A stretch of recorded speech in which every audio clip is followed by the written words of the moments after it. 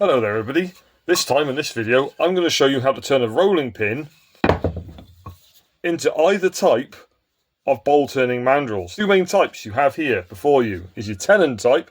That one you do need to drill a hole in your bowl blank and then gently whack and drive the tenon in to the hole you just drilled. That does the part where it grips the inside of the bowl and allows you to be able to turn, mount it on the lathe. This one you don't need a drill. You just need to line it up nice and square and have that centre spike going into the hole you've probably pushed in with your dividers or whatever it is you use, and then have a good eye for squareness of hitting that in, driving it in, and that the spikes do the gripping part and allows you to mount the bowl blank on the lathe and start turning. So I need to make a smaller one of these, which is the reason for this video. You can see here on this part of the mandrel where I've caught it with the hook. That's because most of the bowls I turn are not actually that big. I don't really warrant having a 2-inch mandrel, because this, probably about 40mm. That looks about right, as far as I can see by eye. I could get my calipers out, but I don't know where they are. One thing you definitely need for this is one of these. This is a centre finder that I made, and what it is a piece of plywood cut into an L, and another piece of plywood cut at 45 degrees exactly, and then screwed to it. I could have moved this over actually a little bit this way, in all fairness, so that actually finds a centre mark, but if you just do it one way and then turn it round, do it the other way, you will find the centre point.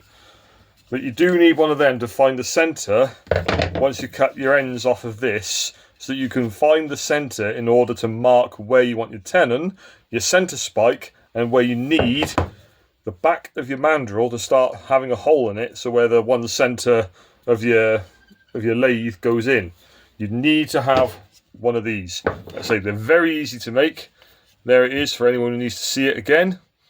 Just an L-shaped piece of plywood. This is 12mm by the look of it. Round the edges over so it's a bit easier and nicer to pick up. And just another one cut, another piece cut at 45 degrees there, and then screw to it, pair of screws, piece of cake to make. Really, really easy to make.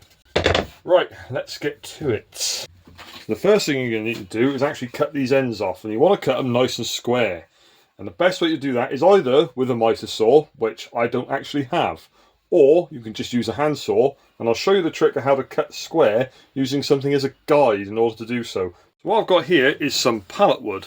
Now I'm just going to check that the end is square by... Oh, it is that way. That's fine. There's not... Is it that way, or is it just fluff? Yeah, that's square. Excellent. Brilliant. So get your big block of pallet wood or something, some sort of block or anything with a square edge to all four sides and faces. And then what you want to do is clamp it down to your bench. Now I'm assuming you've got a bench. You might have a workmate. Your workmate will also easily do the trick. Have it hanging over just a little bit, a couple of mil, 5-6mm, something like that. If you do it on top of the bench, what's going to happen is your saw's just going to hit your bench. You don't want that. So what I'm going to do, hold your saw to the 90-degree square face of your pallet wood. Get your rolling pin underneath. Just very gently start, keeping the pressure sideways so that your saw stays against this 90-degree edge. That way you cut nice and plumb.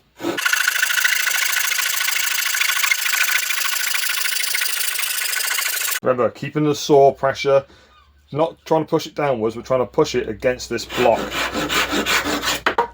Like so.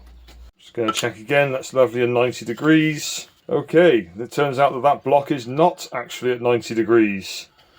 That is not square. There is a high point and there is a low point. The block lied to me. So I found another block in my pile of pallet blocks, and I have checked that it's 90 degrees. This is now very, very close. It's probably more likely a case that the little bit of burr that's been kicked up by the saw is just holding the square up ever so slightly. It's near enough, maybe about a degree out, maybe half a degree, something like that. That's close enough. Now I'm just going to cut this end off, find the centre point, and then cut it off in the middle because I want 2 mandrels out of this. So I shall show you first. First I'm going to show you the spiked one. Place your mandrel in a vise or clamp it in a workmate or something like that. And this is where this thing comes in handy. Pick a point, I'm going to draw a line, I'm going to turn it around, come back the other way, level to the first line I drew as I can possibly eyeball, because I know this thing doesn't find the absolute centre.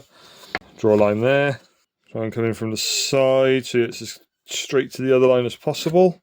Now you've got your middle point right there in the middle. Now you can either use dividers, like a cheap compass you might get from the stationery aisle in a supermarket or something like that, just to poke a hole right there.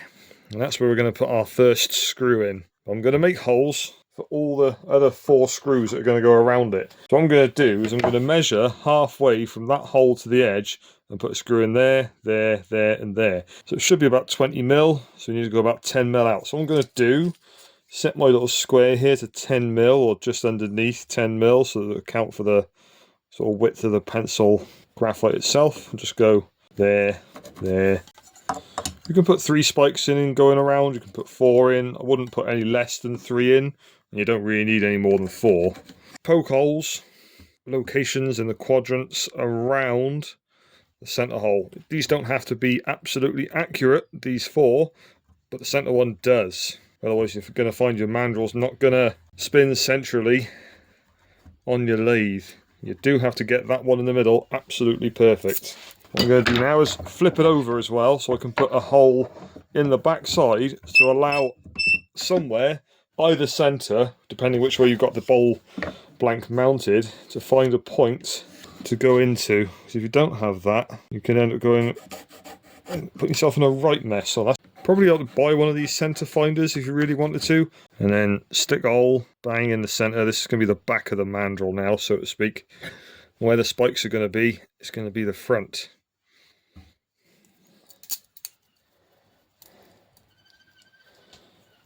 There we go. And now we've got a hole at the back and holes at the front. Next part you might be wondering is, how do you actually get the spikes in there without damaging them with the hammer? That's because they're not actually sort of steel spikes, they are screws. I don't know if you can still see the bits of thread on them. But what these are screws that are driven in, cut the top off, or nails in fact. You could drill a hole, cut the top off, cut one end off, the head, so the head's sticking out, and then file them down into a spike, or grind them. But I'm going to do it with a file. Now what I've got here is a set of nails. These are nice and cheap, easy to get hold of.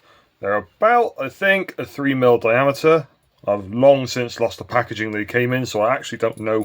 I'm just using a cordless because it's what I've got and I can't find my windy hand drill anywhere. Try and keep your drill nice and plumb and straight, and just start him off. Give it a good eyeball around, make sure you're going in. Doesn't have to be absolutely perfectly straight, but it will help if it is.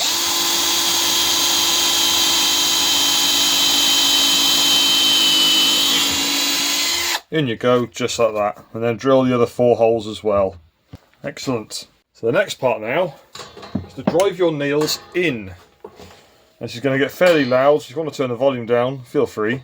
Usual claw hammer, ball peen hammer would do it. Because you've drilled a pilot hole, you don't really have to worry too much about trying to get them in nice and straight. So I'm just going to drive it in.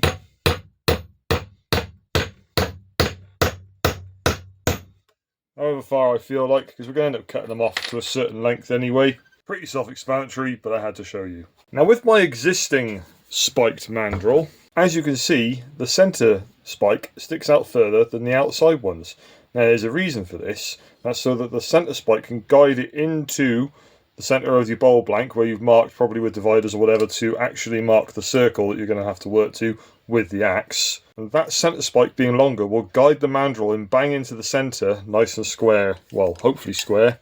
Let's just have a look how long I've actually got these. The centre one is 20mm. And the outer ones are about, well, I'm going to go for 10. Now you can either use a hacksaw or you can use a big old pair of bolt cutters. I don't actually know where my hacksaw is, so I'm going to use these. I have to cut the outside ones around it first. If you've got a Sharpie, that'll help. There's a Sharpie. I'm just going to mark there, just above 10mm all the way around. I'm going to mark just above 10mm all the way around on these outside nails, and then the middle one, if I can get in there with a pen, I can. Just above 20mm. Lovely. If you do happen to use bolt cutters, like I'm about to, put some glasses on. You don't want bits of steel going in your eyes. It should be nice and simple. Oh, this is so much fun. So 1, 2, don't have to be too precise about it being 10mm. 3, come here you, 4. And then cut your centre one off Again, you could use a hacksaw if you want, or you could use a pair of these if you've got them, or a good set of pliers, even with a good strong grip. We'll do this. I'll use these because I've got them. So now that we've got our 5 nails cut, get your file. Now, part of the reason I'm using nails as well, I should have mentioned this earlier, is because nails tend to be nice and soft, whereas screws tend to be hardened. When they're hardened, they're worse to try and file down, and you will need a grinder. Whereas these nails are going to be good and soft. Come in from one side, and then come in from the other to try and make a good spike on the end. Try and keep this middle spike as centered as you can. That looks pretty tidy. Maybe could be a little bit sharper. I'll go a little bit sharper.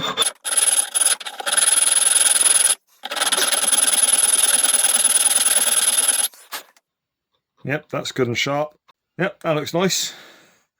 And then just repeat that process on the other 4 nails. Now they need to be going with the spikes you've just filed in the same direction as far as my experience goes.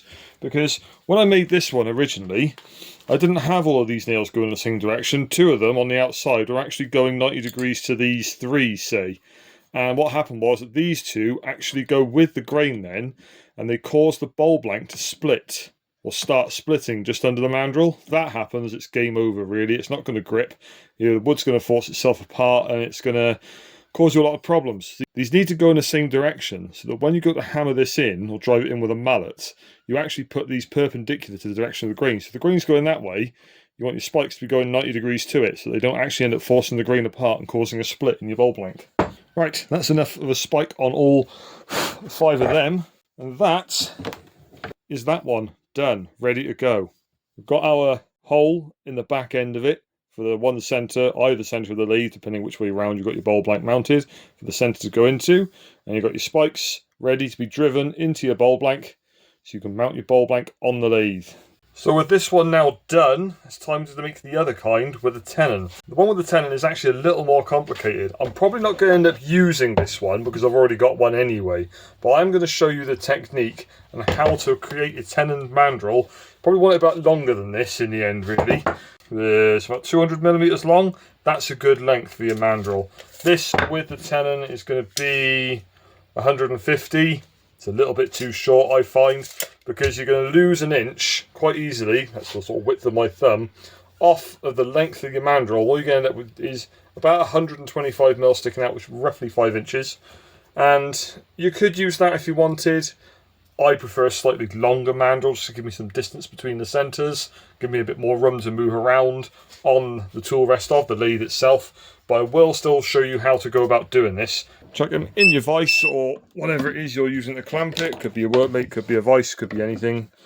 Probably easier to have it clamped in something rather than trying to hold it. Find the centre. But this time, we're going to do something a little different. First, mark your centre, like so. And this time, we're actually going to draw on there with our dividers, or you can use a school compass, whichever you prefer, or whichever you've got. We're actually going to use our dividers and set them at a certain distance. That's 11. I'm going to go with 19mm or 3/4 of an inch in total. That's 9.5. So that gives 19. What a guess. Let's just draw where we're going to have a tenon, or the top of our tenon, on the end grain of the mandrel blank.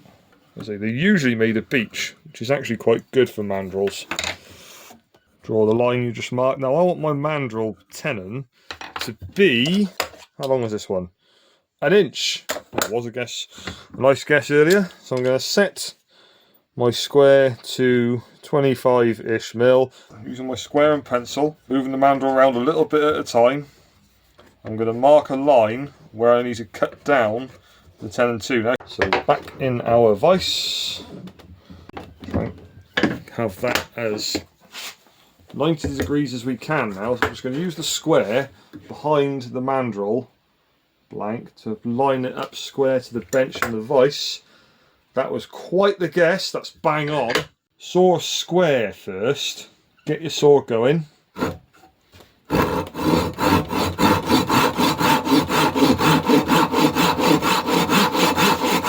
use the lines you've already marked. If you want to, you don't have to. So I've cut a square across the end grain first. Like that. And now what I'm going to do is actually tilt the saw back and use that curve I've already cut square across the end grain to come down to the line I've just drawn.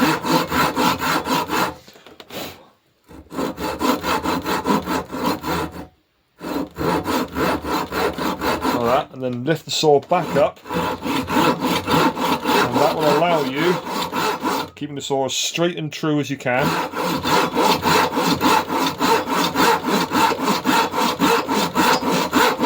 And then that curve you've put at the back here will allow you to bring your saw nice and level down to the line.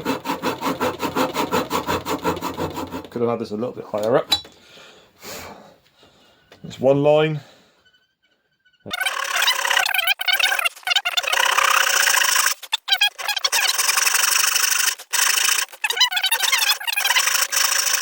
What I could do now is turn the mandrel over in the vise and cut down from the line that we've drawn around the circumference to get rid of that waste, and then come in there and there, turn it again, and that's the start of making our tenon. Back in the vise. This will be less effort now to have to try and get rid of this waste, because we have taken away waste already around from the outside. So doing exactly what we did before. You've already got these two bits of shoulder on your tenon to help guide when your saw needs to stop. If you mark the tenon shoulders a little bit with the saw as you're doing this, it doesn't really matter. It's not going to greatly weaken the mandrel. Excellent. And then again, out of the vise, if you've got a way of clamping it down in this way, if you've got a tail vise or something, brilliant. Saw on the waste side of the line, bring it down and get rid of the waste that you don't need. We have the beginnings of a tenon. It's square, you need it to be round. You can either do this with a chisel, or you can do it again with a saw. Now that we have all of these high points where it's essentially an octagon, we need to get rid of them, and the best way to do that is with a chisel. Now, as it happens, I have some nice Japanese chisels. This is a 15mm chisel. So what I'm going to do is just very carefully start paring down the corner, keeping the chisel as square and true as I can, and start taking the high points off. If you really wanted to, you can get some sort of caliper, like a vernier caliper, and measure it to make sure it's 19mm, because that's what we're going for right now, all the way around. Because I know that the wood fibres of your bowl blank will splay out a little bit. They won't splay out very much. They will splay out a little bit. And if you wanted to use a tenon mandrel instead of a spiked one, and drill a hole into your bowl blank every time, that's absolutely fine. When you've taken off so many bits, turn your mandrel blank around, pare down with the chisel some more. If you end up undercutting yourself a little bit as you go down, don't worry about it too much. You do want it to be kind of as close to round as you can get it. In fact, the mandrel I use, this one, that tenon is actually 20mm, but I use a 3/4 inch or 19.05mm Forstner bit, and then drive that mandrel in. So if it's a little bit over, like a mil over your 19mm or whatever diameter you're aiming for, don't worry about it too much. Just don't have it too much bigger.